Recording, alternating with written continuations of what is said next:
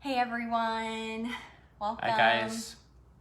Sorry for us being a little bit later tonight. We are getting everything together here, so no worries. Thanks so much for popping on and joining us. If you're joining us on YouTube, thank you guys so much for watching and for continuing to support us. Tonight we're going to be talking about planning for 2021, and we're really excited about putting together, well, first of all, we did some planning of our own recently.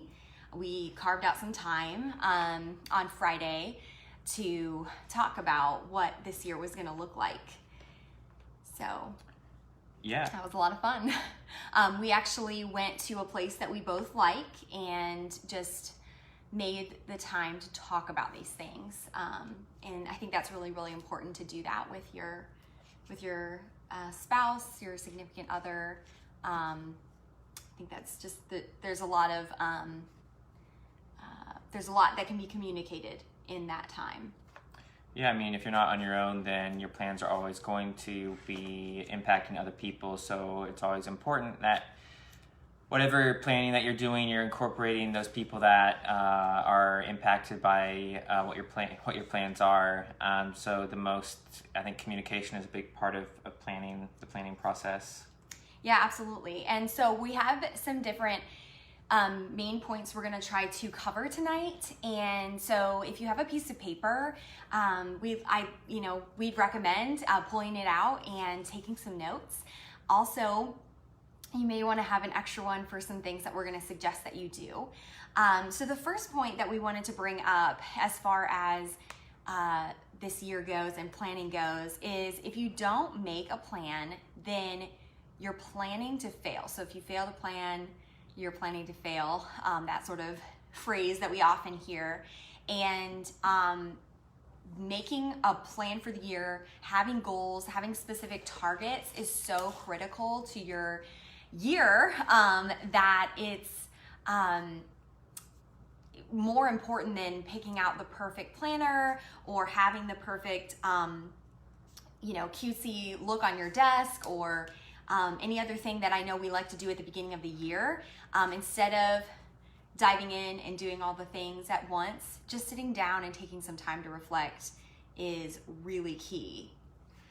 Yeah, I think people's styles are different. Some of us are more almost naturally, we are focused, we are always going to have a plan for the future, and then others of us tend to kind of fly by the seat of our pants. This is true. And so, you have to, different personalities are going to handle planning differently, but it is, I think, important that, if you look back, from 2020, the end of the year, did you have any plans or did things just sort of happen? Did you just let life happen to you and things come up that you weren't expecting, or did you go in with a plan and then you either accomplished some of those goals or you didn't? But if you had a plan, at least you can look back and say, okay, I went into 2020 with going to do X, Y, and Z, and I got X and Y done. At least then you know what you accomplished and can look back and now you can use that for what happened in 2020 to plan for 2021.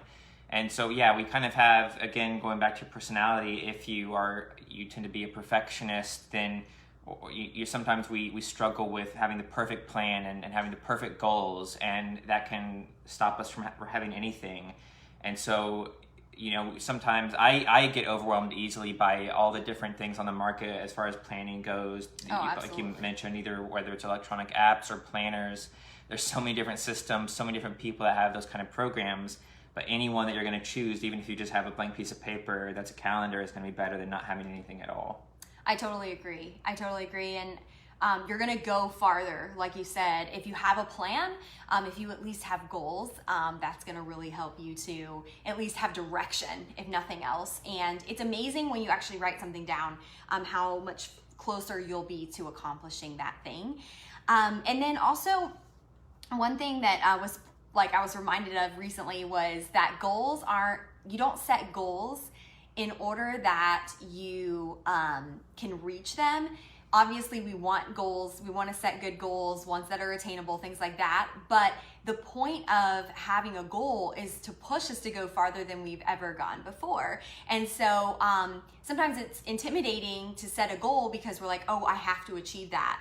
in this time period. And obviously we want to do that. That's the point of setting it.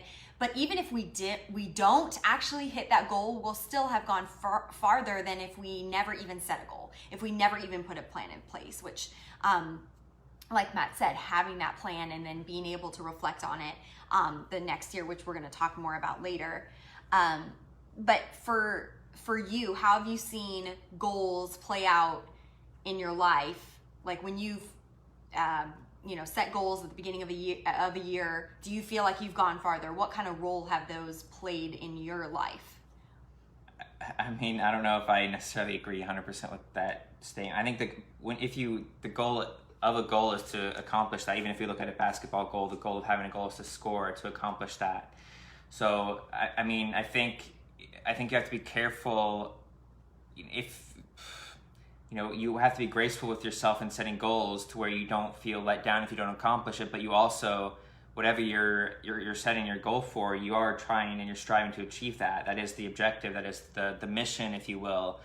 So at least for me, the easiest ones to point out are more physical type goals. I think, when you set out a goal to either run a 5K or run an obstacle course race or whatever it might be, then having that, I think part of it is, setting that and then making the systems around that are going to help you achieve that.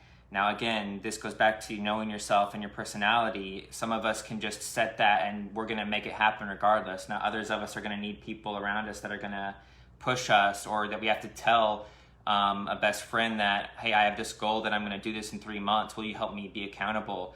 So you set the goal and then you create systems around that based on how you're going to work Sure. to help you achieve that goal. Yeah, and of course we set the goal to actually achieve the thing.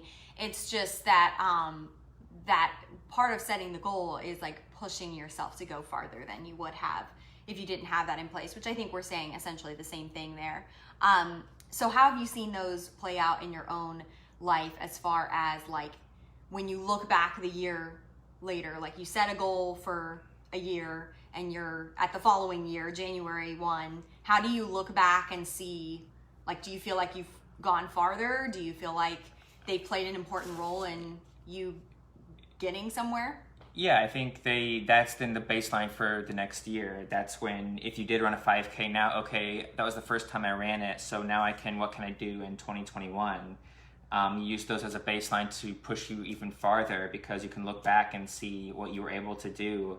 Now, in the cases where you may have failed, then it's okay, well, was my goal, then you can kind of look at, was my goal realistic? Was it too far, or did I just not do the things I needed to do to reach it? Mm-hmm. So looking back is always a way to adjust and either propel yourself forward to do more or reset your expectations to get to where you needed to, I think.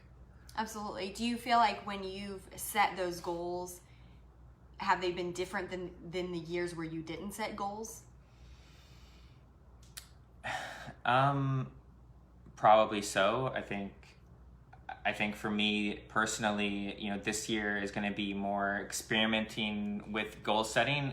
I think I've been very good at more physical goal setting and not necessarily some of the other areas of my life that we were going to talk about.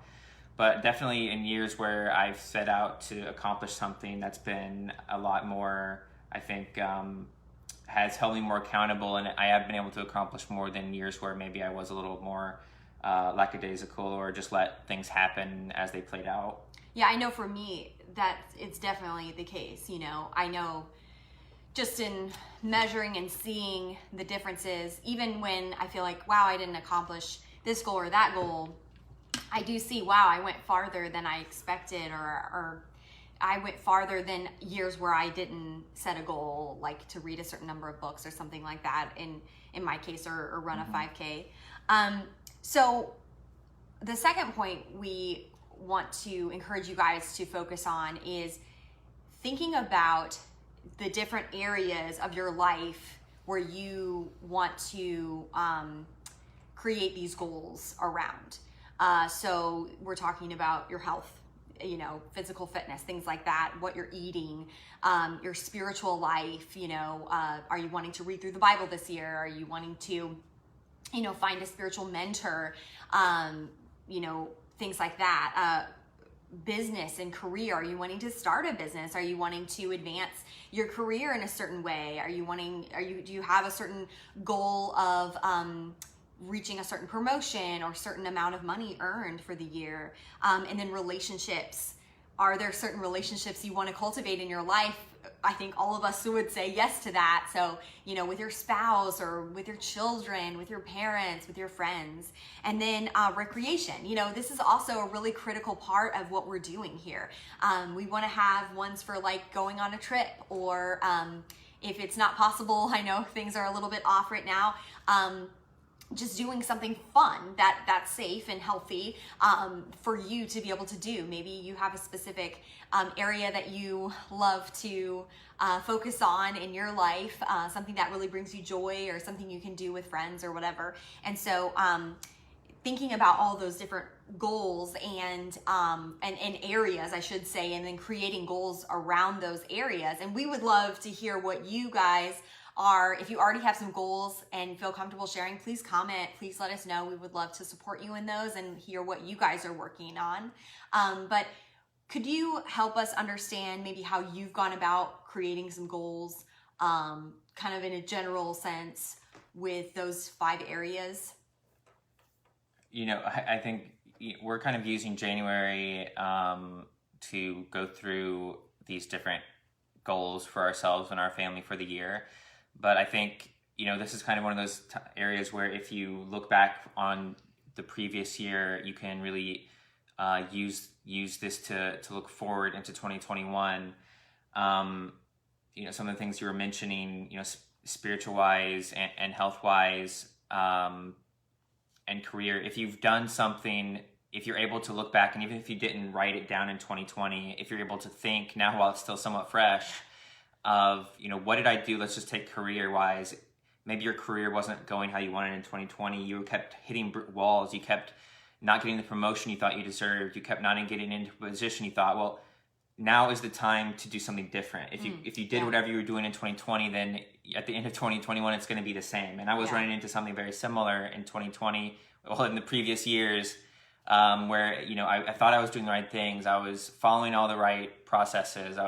But I wasn't getting to where I needed to go. And so the second half of 2020, I really started trying to be more aggressive and be more assertive and look outside the box and really press on areas that I hadn't in the past. And, some things kind of conspired to where I was able to get a new job. And so my point is just, if you're able to look back and think about what you were doing that didn't get you results you wanted, like, now is the time to start doing something different in 2021. I love that. You're going to not get a different result unless you do something different.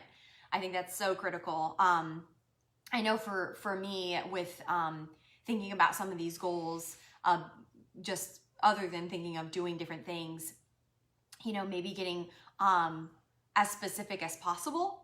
For me, that's really helpful. And I think just like knowing where you're going, it's more than just like, I want to eat healthy, Great. I think we all could say, I want to eat healthy. But at the end of the day, what am I really doing? What are the small little habits that I need to be doing every day, and breaking those down? Like, do I need to have a certain caloric intake, or, that's going to look different for everybody, but you know what I mean? Do I need to be moving 30 minutes every day? Do I need to be, whatever it is, it's measurable, it's specific. It's those little measurable things that we can be doing every day. And I know for me, that's super helpful, rather than just kind of this, yes, we want to have this bigger goal, but then kind of get it down to as specific as possible. And that clarity provides actually a plan, which helps us move forward into this year, and being able to create incredible results. And, starting to hopefully even see the fruit as soon as, 3 months or 6 months or 9 months, and even like you said, you focused in the second half of 2020. It wasn't like you necessarily focused on doing those specific things even in the first half, and yet you created results that were different even in 6 months. And so, a lot can happen in that time. Is there anything else that you can think of with regards to these specific areas that you wanted to say?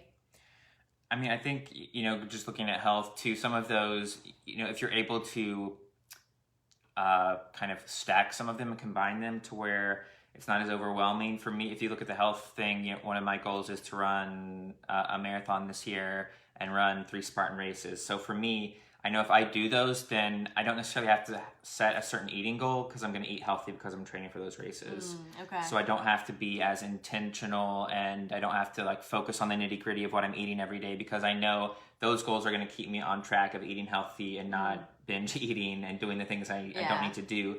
So any kind of things like that you can use that are going to help your other goals, I think makes it easier and more manageable going into not getting too, you know, super overwhelmed by all the goals and tasks you have to do. So that's something that might be helpful. What does he call that in, is it James Clear in Atomic Habits? He calls that like Stacking or habit stacking, Yeah. I think. Yeah, if you haven't already, read Atomic Habits this year. Add it to your list, and really do the work of reading it. It is so, it's so rich in information about habits and how our brains work and all these different things. And he talks about habit stacking, which basically it's like sort of hitting 2 birds with 1 stone, essentially, where like you have this goal of running these races and you know, training for those. And so as a part of training, it's just natural, hey, I've got to eat really healthy. And part of that too is you've brought a lot of experience in other things, other times of disciplining with, you know, health and all that. But being any time you can stack like that, I think is absolutely so key. I think one thing too that I was thinking of is I tend to want to make my goals and my plans like really fancy and creative and super perfect looking. And maybe that's just a me thing, but if you're that kind of person, I want to encourage you to make it messy. Like just write out a bunch of stuff on a piece of paper. It doesn't have to be fancy looking. If you want to make it fancy looking later, fine. But as long as you're writing it out, you're fleshing that out, even kind of doing a brain dump of every goal that you can think of. And you could make a poster of it or make an image of it or whatever you want. And, you know, I think just having fun with it is really a huge key. I kind of, again, restrict myself, and I kind of have that, like, what do you call that? Limited mindset. Scarcity mindset, but really having fun and dreaming big and doing that on your own, doing that with your spouse, I think it can be a lot of fun. So allow yourself to really have fun with that. And we're going to talk about setting goals and all that stuff in more depth next week, but we just kind of wanted to touch on these 5 areas and just kind of some general things that you can start to do to get working. And if you bring your list from this week of these 5 areas to our next video next week, I think you might find it to be even more helpful in getting more clear and specific on those goals. And then our third thing is we wanted to focus on a planner. You know, that's like the first thing that we think of when we think of plan, right? A planner. I've got to have, you know, the perfect planner, and it's got to look a certain way, and it's got to have all the bells and whistles. And we wanted to talk a little bit about that because yes, having a plan is great, but we all want to have some sort of planner to be able to keep our appointments, etc., as much as we can through this odd time. And I guess I'd like to start out with just talking about what are some planners that you plan to use this year, and what does that look like for you when you choose a planner? So like we said at the beginning, this is like interesting. Like there's a lot of people that you can follow. There's a lot of people that have their own brand. And so it can become like the cool thing, or whoever you're following in the personal development space. You know, you want to have the Instagrammable planner that looks cool on your flat lay and stuff, which I get. But like there's a lot of different ways to go about it. This one I have is from a company called Best Self Company. I like it because it's bigger. Can you show it on Facebook as well? It's orange, of course, which is my favorite. But it does a really good job of just breaking down the calendar, and then also a lot of different to-do lists, which are really helpful, almost like a bullet journal style. And has plenty of space to write things out. And so they have a 6-month planner. and that was about $30. Does it break down into like months And then weeks, and then projects? If you have any big projects that you're working on for the 6 months, then you can outline those in more detail. Oh, very cool. And then this one is a one I got at Ross for I think $3. So the funny thing is that even though it's smaller and the the pages are a little bit different, it is essentially the same thing. Oh, okay. And so my point is that, like we talked about at the beginning, you just have to find the one that works for you. Yes. And you don't have to have the cool one. You don't have to have the one that, some guru is promoting. You have to have the one that works for you. Yes. I think that's really important. Absolutely. And so for me this year, I'm going to kind of experiment with both and see what really works for me. And then, like we've talked about, this is about experimenting, being curious, seeing how your mind works, how your spouse or your, whoever you're doing this with, it works for you all. And then, I haven't really done electronic ones, but there's electronic ones as well. So if you are more on your phone all day, you travel a lot for work, it may just make more sense. And if you want to share calendars and share things, to look into an app-based planning program. Yeah, absolutely. One thing too, I thought maybe you could speak to specifically, since you're kind of more in the corporate world as well, is how do you like to balance between your work calendar and your physical hard copy planners? It's difficult because especially if you have a work phone and then you have your work calendar and then you have your personal stuff. For me, I like to keep things separate just because you don't really know if something were to change with your work. You don't want everything to be lost. Right. And depending on what other people at your company can see on your work calendar, you may not want them to see more personal things. So it's difficult, but I do like to keep them separate. So things that are personal or family oriented, I like to keep in my personal phone or personal planner, and then just have, the big things that are more work related on my work calendar. I know some people it's fine where you do it, all in one. And ideally that would be more efficient, but just for those reasons, you kind of, at least for me, it's better to split it out. Okay, very cool. I just, I'm always curious, and I know for those of you who do work a corporate job and kind of are doing that juggle of home life and work life, or whatever that looks like for you, that could be an issue that you run into and something that you're kind of constantly maybe be in flux about. So I was going to talk a little bit about my planner as well. So I currently use the Cultivate What Matters Laura Casey planner, and it doesn't really have a lot of writing on the front or anything. She went with more matte and then solid colors. There is one that's like a more colorful pattern, but I love the simplicity and the sleekness of this one. I love how it looks and feels. That's just something that's important to me. And it is geared more towards women. It is, yes, correct. Thank you for pointing that out. This is geared more toward women. Not to say that a man couldn't use it, but it is geared toward women. And they even have one that's geared toward, like, I think teen girls. That's as well. I love this company. But before this, I used the Erin Condren Daily Planner, and you can choose, I think, by day or by week. I can't remember, but they have a couple different options about your layout, and lots of fun things in that one too. But it's really just like planning out your every day or your every week, every month, which is wonderful. But my amazing mom challenged me to get this planner for 2020. And she said, it's gonna push you, but I think it's gonna be a really good thing for you. And I think you're gonna really appreciate having this different type of planner. And so for the Erin Condren one, it's just more about planning your life out. But with the Cultivate What Matters one, you are planning out for each month things that you're excited for, things that you're kind of doing a brain dump about, your to-do, and then you're doing your full month. I'm just showing you like February, you're doing your full month, so you can still write things in, and then you're doing a reflection as well at the end. Oops, I'm skipping ahead. You're doing like a flesh out, okay, weekly ideas, etc. Then you have a task-oriented list that goes with your monthly goals, your weekly goals, and your daily goals, and then you can track them. And then you do a monthly reflection based on the month. How did it go? What am I going to do moving forward that's going to be different?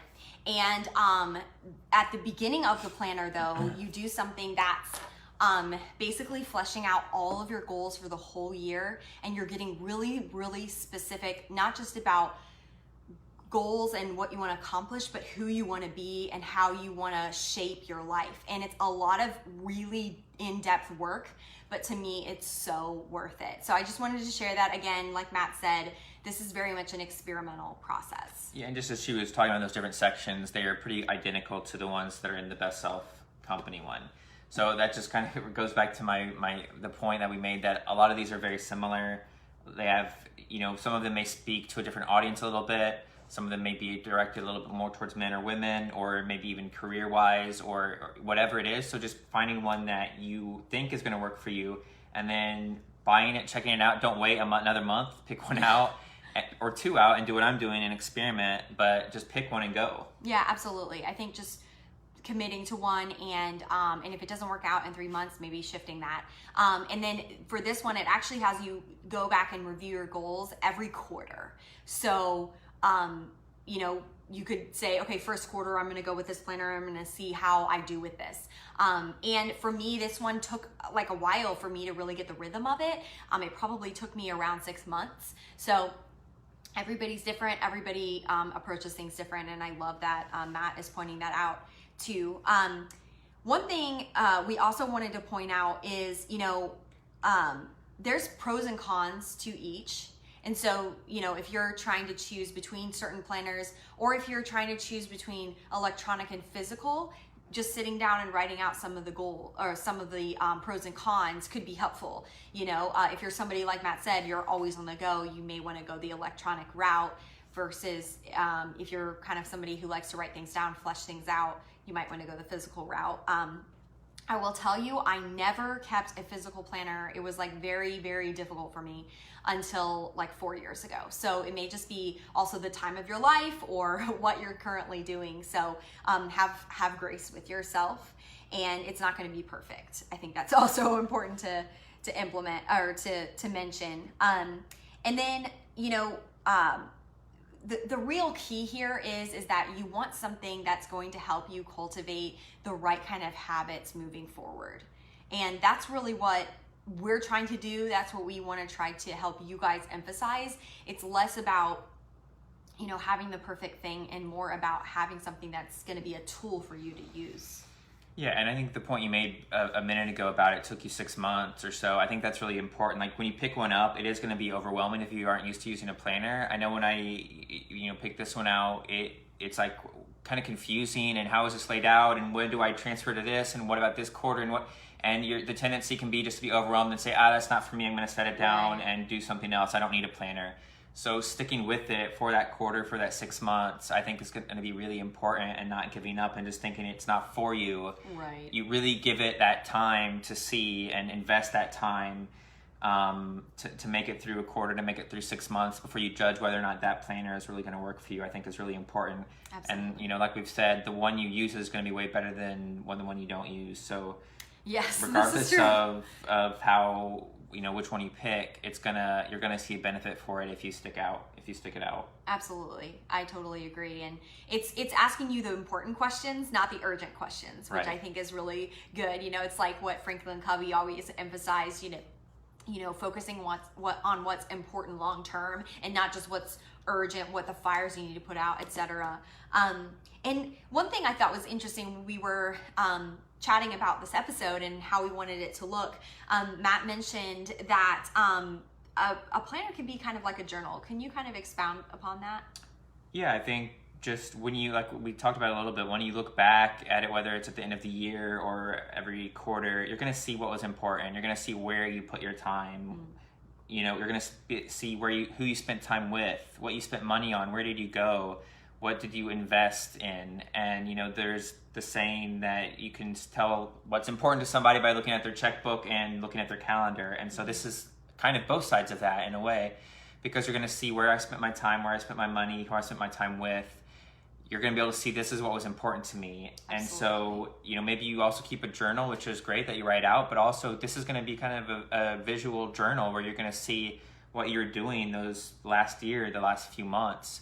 And that's going to help you either be proud of that time, or you're going to look and say, wow, you know, I should have spent more time with these people. I should have invested more time in my family. I should have had more fun. It's going to be able to really trigger those. And that's why it's so important that we keep this and make it a priority. Absolutely. I totally agree. And I think it is really fun to look back and to see, okay, I accomplished that goal, or we were able to do that thing, and really like celebrate those wins, but then also make the changes moving forward that we need to for 2021 or whatever year that we're going to be going forward, that we can reflect, okay, this is what went well, this is what didn't go well. Okay, how can I make changes moving forward to get a different result? So that's, I think, all I had. Is there anything else you wanted to say about this planning? I don't think so. I mean, just like you mentioned, we're going to take the next episodes in January to talk more in depth and specific about other areas of planning and goal setting. So be sure to check into those and tune in. We'd love to hear if you have a planner that you love. We'd love to hear what you use, so that can help other people, and maybe we can check it out too. But yeah, I think, just tune into the rest of the episodes in January. Yeah, we really appreciate you guys, and we can't wait for these next few episodes. And be sure to follow us on Instagram at No More Some Days with a Z, and of course, subscribe and share our YouTube channel, No More Some Days. So thank you guys so much. Thank you all. Have a good week.